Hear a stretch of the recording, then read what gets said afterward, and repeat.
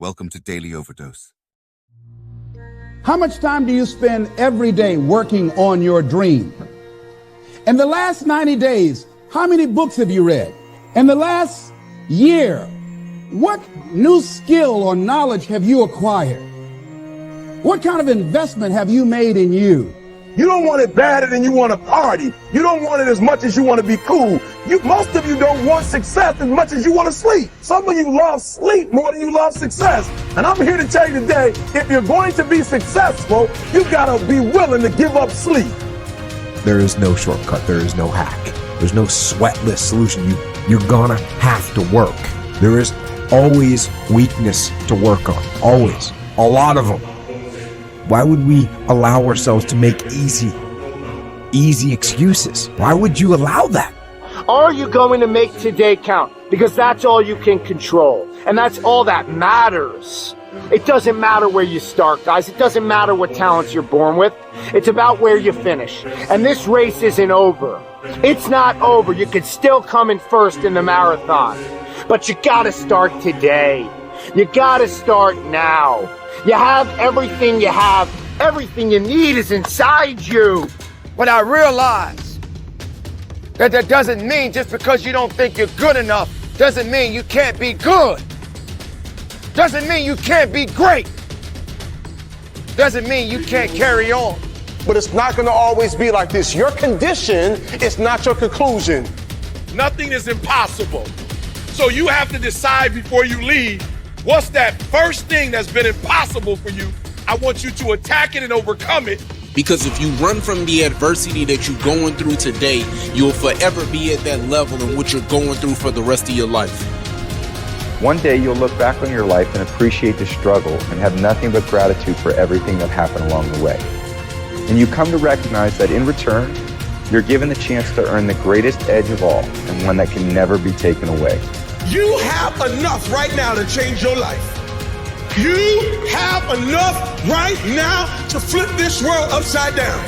You have enough. You got enough power. You got enough anointing. You got enough grace. You got enough patience. You got enough gifting to make your money, get out of debt, get yourself together, and change everything about your world. Realize that you have the ability to make an impact. You have an opportunity to change that story in your head. Put yourself out there, because when you do, amazing things happen.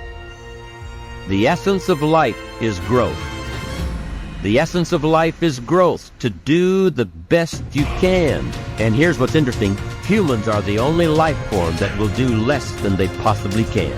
Humans are the only life form that will settle for less. Every other life form except human beings strive to its maximum capacity.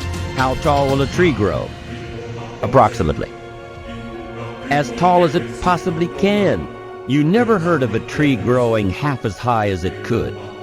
No, trees don't grow half.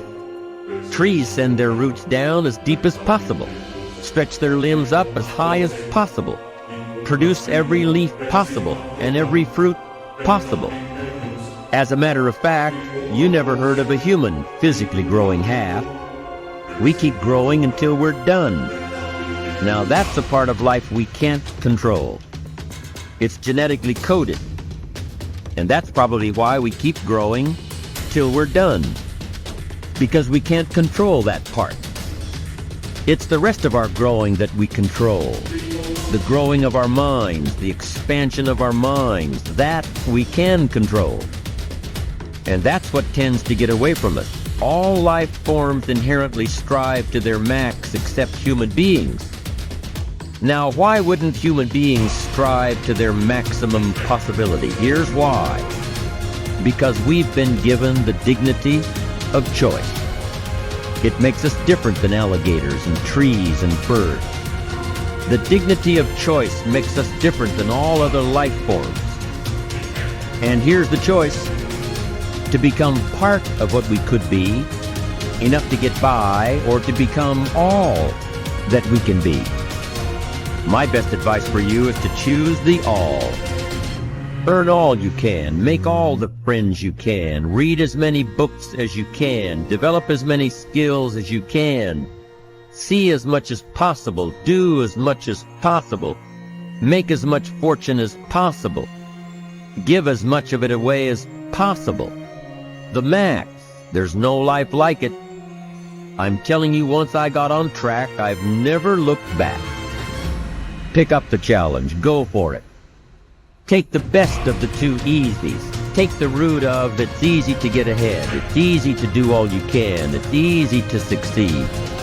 It's easy to have financial freedom.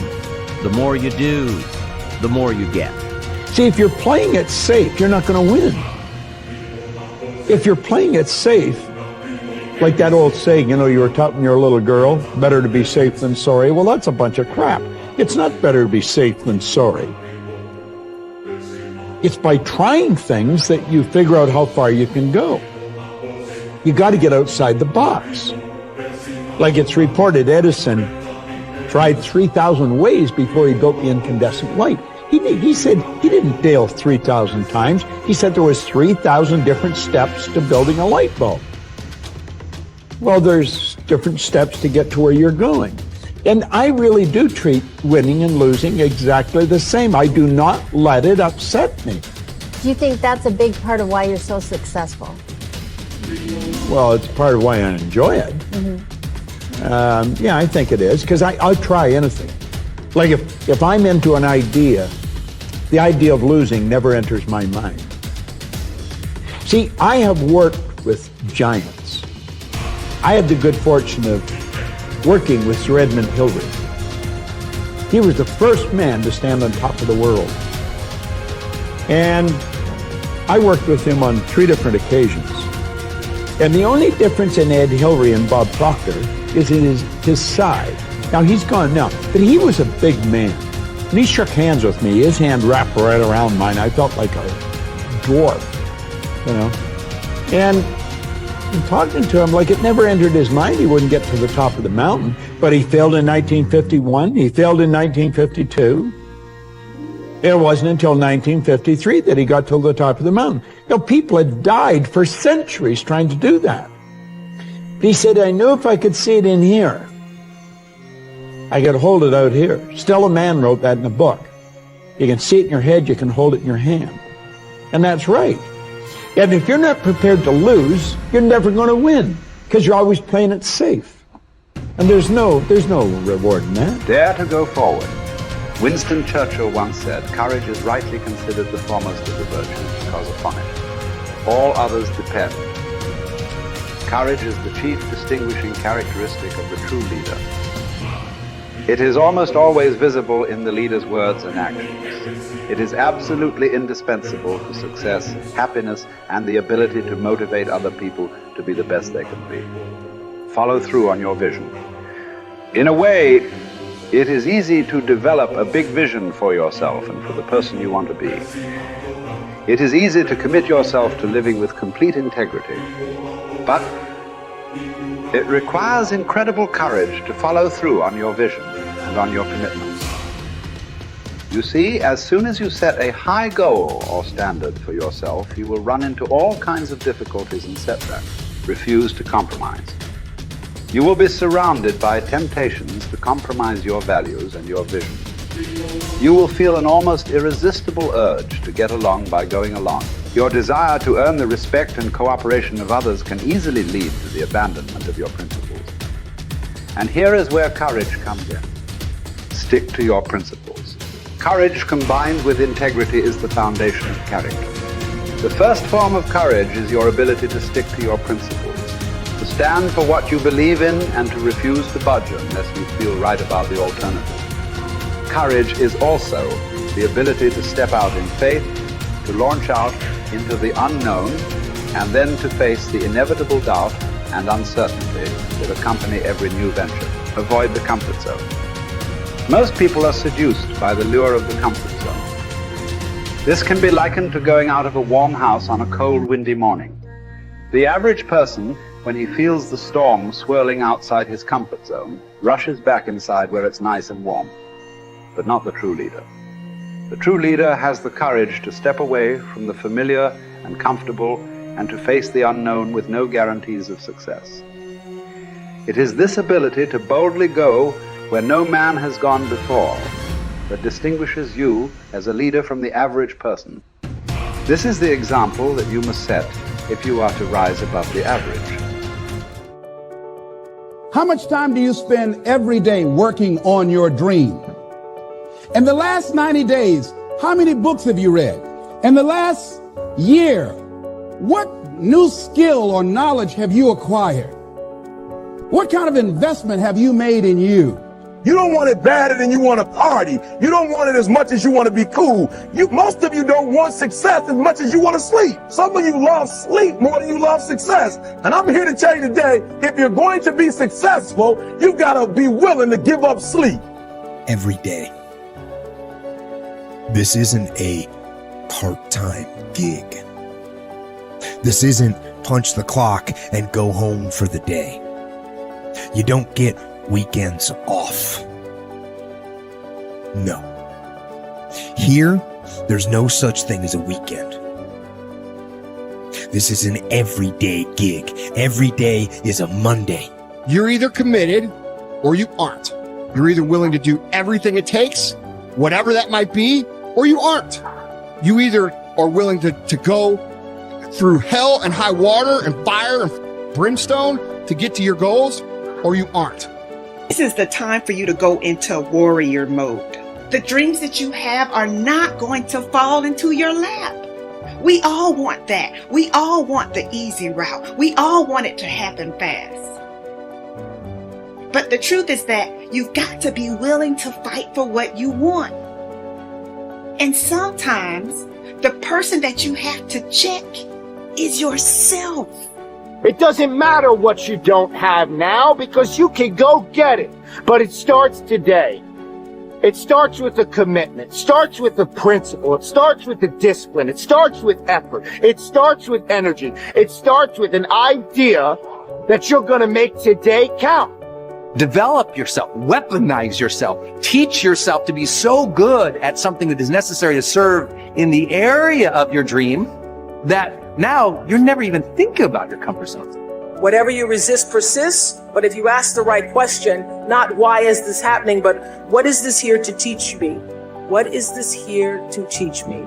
It puts you in the place and space to get the lesson you need.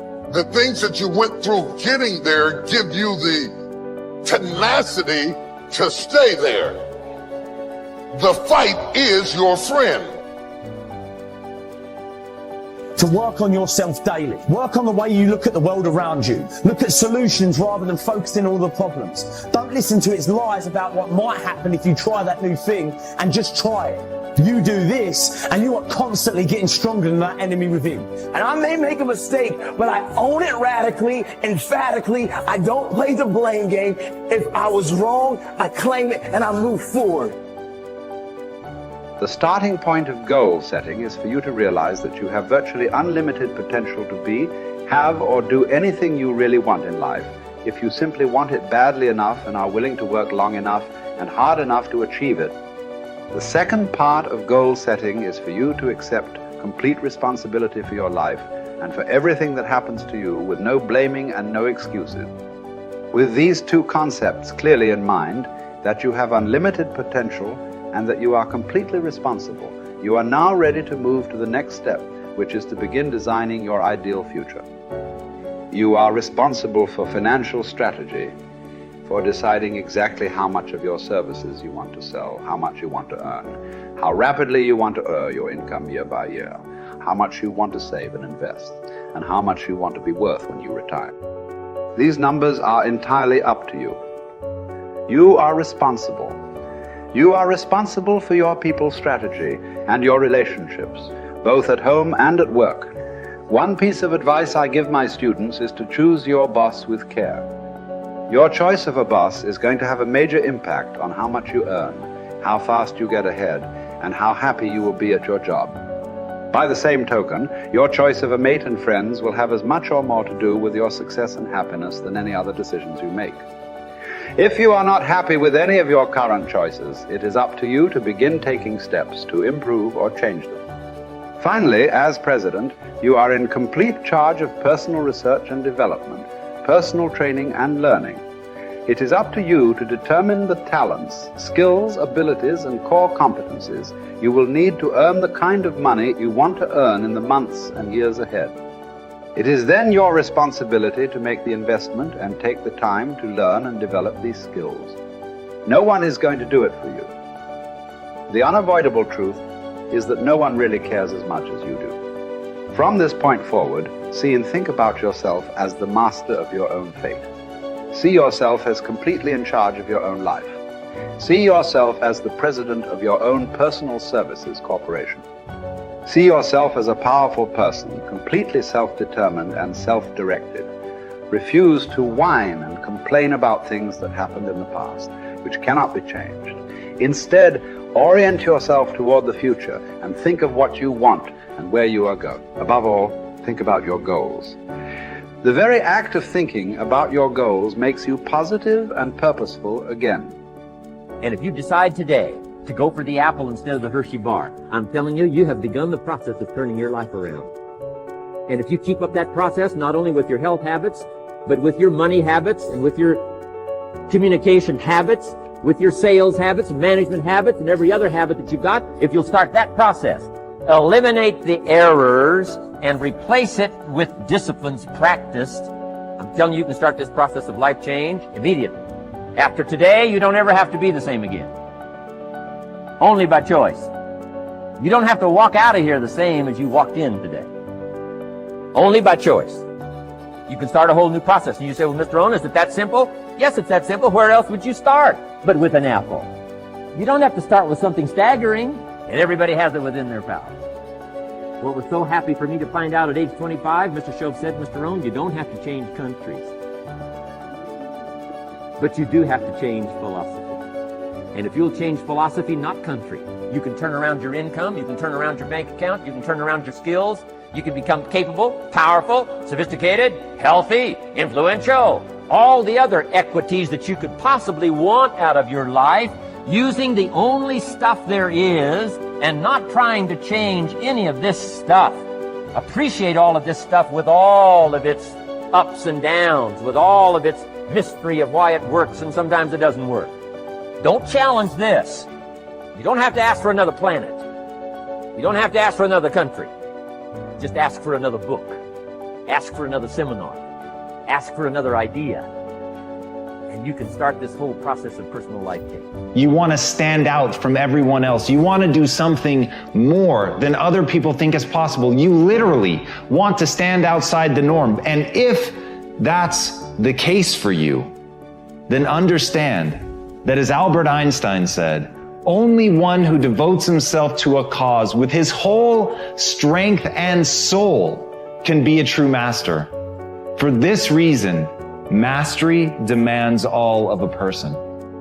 If you want to get great, if you really want to make a skill set your own, if you want to be able to do something, and at the end of the day, if you want to transform the world, if you want to make grand changes, if you want to do all of that all the empty words that people spout all the time, let me tell you, the only thing that's going to separate you from all the other blowhards who are just talking words and will never do anything is to give yourself over completely, to let that obsession, let that thing that you love completely consume you. And in that, your only chance to really become great lies. You know, if you want to have a fully charged life, you have to start looking forward to things again. You have to get excited about tomorrow again. You have to see your life developing again. You have to set yourself on the path where you're step by step progressing every single day, so you know tomorrow's going to be better than it was today.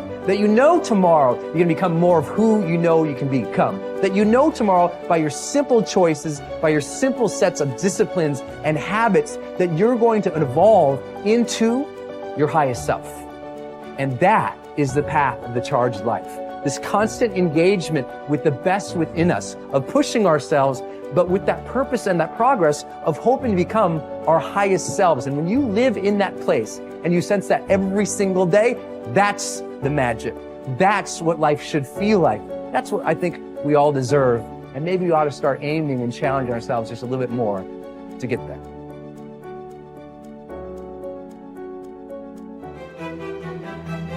the people who dream and those people who dream big have a different kind of life than the people who don't dream. And most people are just satisfied with Ed. There's always a next level. Your definition of greatness and what you want to achieve could be totally different than somebody else's. You know, we always say, no one wants to be first, okay, because they're afraid of the consequences that come with doing something first. If you're not getting the results you want from your dream, then examine your motivation. Give yourself something to work towards constantly. Take charge of your emotions. Don't let someone else choose them for you. If you're not going to do everything that is necessary to get where you want to be in your life, why even bother? Sounds harsh, doesn't it? Makes you wonder, why am I saying exactly what I just said? Because the time is now for you to recognize that there is no time to be feeling pity about your discussions and what it is that you have inside yourself. You have got to have a different type of conversation within yourself and stop doing the word can't and stop doing the word try. Dreams will remind you that even if the situation isn't temporary, dreams still give you a purpose to live a bigger life despite what you're dealing with. Because they will help you move through the chapter of the life that you're in more powerfully, more grounded, and more fulfilled. Now, believing in yourself is simply an attitude. Believing in yourself is a choice. You have to choose to believe that you can do anything you set your mind to. Anything at all. Because, in fact, you can. Those who succeed don't believe in limits. They study until they understand. They don't give up when they experience doubt. They don't give up when it's hard. They do not give up, full stop. They keep working hard, even if they've been rejected. They keep at it. They keep searching for new opportunities. That's exactly how you have to be. Life is hard, and you'll never get far if you limit yourself in anything you do. Stop wasting your time making excuses and blaming other people. You need to set goals and pursue them. But you got to set goals and create pressure and get some support until you get there. And the worst thing you can do is let yourself off the hook. And that's what excuses do. You let yourself off the hook. When you set a goal, when you have a dream, when you have a vision, don't you ever let yourself off the hook. And start now. Start believing, start dreaming, and create the life and the person that you really want to see. Most people go through life never discovering what their talents are. Most people never develop their talents.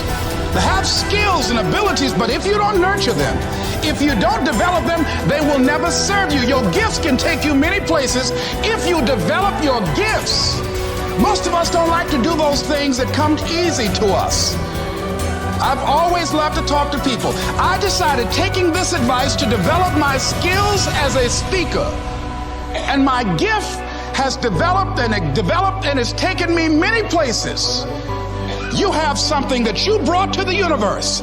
And that if you decide that my life deserves my developing this, what I do well, and becoming the best at it, and mastering myself, and seeing what I have within me, if you decide to drop your buckets where you are and develop your gifts, I grant you, you'll never ever be without.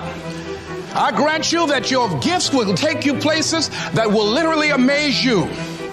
I grant you that if you begin to work to develop your gifts, you'll develop a strong sense of happiness. You'll get a larger vision of yourself, because part of beginning to get a larger vision of yourself, all of us need some area of our lives where we can have a feeling of competence. That people know when they think about this area, that's something you do. That you eat and sleep that. And that you do that. You do that. And people know it. And you know it. And you know that you know that you know this. If you don't know anything else, you know this. Can you tell I know what I'm doing? Oh, hell no. You know this. So you've got to work on it. When other folk are having a good time, you've got to have the strength of character to concentrate, to read, to digest information.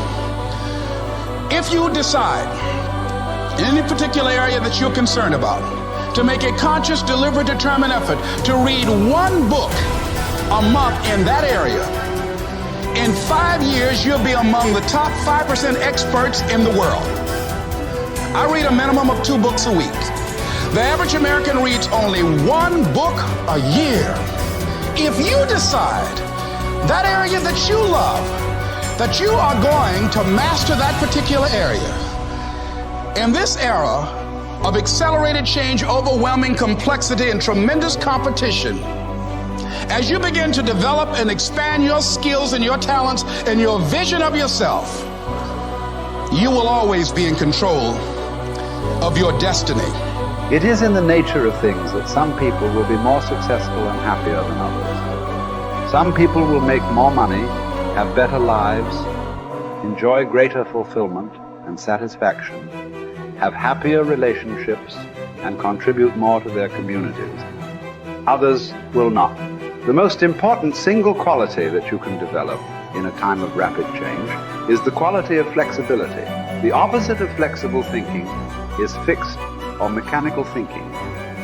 The opposite of approaching life with an open mind is to react automatically and predictably in every situation. The opposite of flexibility is an unwillingness to change in the face of new information or circumstances. The quality of flexibility is therefore essential if you want to do and have more than the average person. Today, perhaps the most important factor affecting your life is the speed of change. We are living in an age where change is taking place at a faster rate than ever before in human history. And if anything, the rate of change is increasing, year by year. Change today is not only faster, but it is also discontinuous, not following a straight line, but starting, stopping, and going off in unpredictable direction. Change is coming at us from all sides in so many different ways that it is often impossible to anticipate what might happen next. By its very nature, change is unpredictable, often forcing us to scrap our very best plans and ideas overnight as the result of a completely new and unexpected development coming from a new and unexpected direction. As a result, we have to remain flexible in our thinking and in our possible courses of action. You must learn to say to remain flexible is, I made a mistake. It is amazing how much time, energy, and money is wasted because someone's ego is so large that they will not admit they have made a mistake, even one that is obvious to everyone around them. Once you say, I was wrong or I made a mistake, the issue is largely over. From then on, everybody can get on with resolving the problem or achieving the goal. But as long as a key person is unwilling to admit that he or she has taken the wrong course, everything comes to a stop. We have seen this repeatedly in national politics, where the failure of a single person to admit a mistake or blunder has led to tremendous waste of time and energy for everyone involved, and often for the entire nation. Here is the most important rule of flexibility. Be clear about your goal, but be flexible about the process of achieving it. Always be open to the influence of your superconscious mind. Remain sensitive to the possibility of serendipitous and synchronous events. Be open to ideas, inspirations, and inputs from other people. In the New Testament, Jesus said, "You must become like a little child if you would enter into the kingdom of heaven." One interpretation of these words is that you must remain open-minded, flexible, calm, confident, and curious if you want to be able to recognize new opportunities and possibilities as they open up around you on your journey toward your goal. Resolve to remain flexible and open no matter what happens. Remember, there is almost always a better way to accomplish any task or to achieve any goal. Your aim should be to be alert and aware to what it might be, to find it and then to take action in that new direction as quickly as possible. This will ensure that you inevitably reach your goal, sometimes in the most unexpected and surprising ways. You see, you can have anything you want in life if you want it badly enough and are willing to pay the price. Now, the rules regarding the price of success are simple. There's just 2 of them. Number 1 is you always have to pay full price for success. And number 2 is you always have to pay in advance. Now here are some key points on goals, and please remember these. The first key point is that your ability to set goals and to make plans for their accomplishment is the master skill of success. The development of this skill requires continual practice and serious personal work, something that only the top 5% will discipline themselves to do. You see, setting goals is hard. Setting goals requires delaying gratification. Setting goals means taking some time aside and sitting down and really thinking through what it is you want in each area of your life. And because this is difficult, most people won't do it.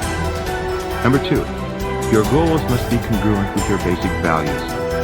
Your self-esteem comes from engaging in activities and working toward goals that are consistent with what you believe to be good and right and important. Take some time to think through what you believe in, and then structure your goals in harmony with your innermost convictions. What are your basic values in life? What would you live for? What would you fight for? What would you sacrifice for? What would you die for? What are the most important things to you in life? And are your goals, are your daily activities congruent with those values? Now, one of the things we know about high-achieving men and women is that they're very clear about what it is they believe in. And one of the things that we know about underachievers and failures is that they're very vague about what it is they believe in. Because when you know what your values are, then it's quite easy for you to make the critical decisions in your life. But if you don't know what your values are, or if you've never taken the time to think them through, then you will toss with the wind and you'll go whichever way the wind blows on almost any area of decision. Fourth point in goal setting, you must have a major, definite purpose, one goal that is more important than any other.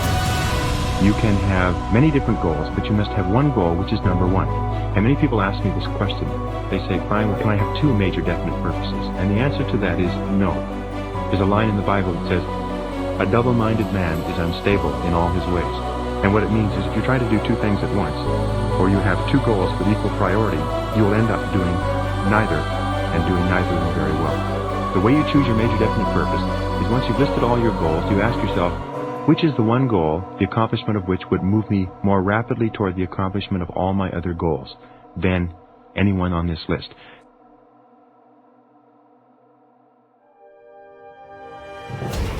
Almost like we're in a trance, like we're sleepwalking through life, that we find ways to cancel out our dreams. And I think that but is a dream killer.